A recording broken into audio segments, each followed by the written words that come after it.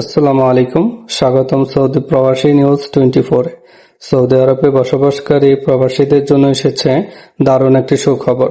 Saudi বাণিজ্য মন্ত্রণালয় ঘোষণা করেছে 1 তারিখ থেকে মানে আগস্টের 1 তারিখ থেকে 31শে অক্টোবর 2026 সাল পর্যন্ত চলবে বিশেষ 3 মাসের ডিসকাউন্ট সিজন।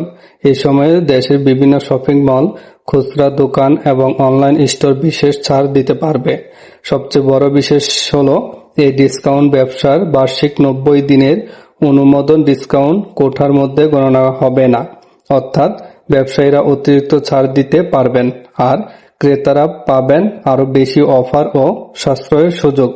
বাণিজ্য মন্ত্রণালয় জানিয়েছে, ব্যবসায়ীরা তাদের অফিসিয়াল ওয়েবসাইটের মাধ্যমে অনলাইনে সহজেই ডিসকাউন্ট লাইসেন্সের আবেদন করতে পারবেন। অনুমোদন পেলে সেটি প্রিন্ট করে পরিদর্শন করতে পারবেন। বর্তমান নিয়ম অনুযায়ী বছরে সর্বোচ্চ 90 দিন ডিসকাউন্ট দেওয়া যায়, যা 3টি ধাপে ভাগ করা যায় এবং প্রতিটি লাইসেন্সের মেয়াদ সর্বোচ্চ 45 দিন। তবে 1 আগস্ট থেকে 31শে অক্টোবরের এই বিশেষ ডিসকাউন্ট সিজন সেই সীমার বাহিরে থাকবে। তাই যারা সৌদি আরবে থাকেন এবং কেনাকাটার পরিকল্পনা করছেন তারা এই সময়টিকে কাজে লাগাতে পারেন।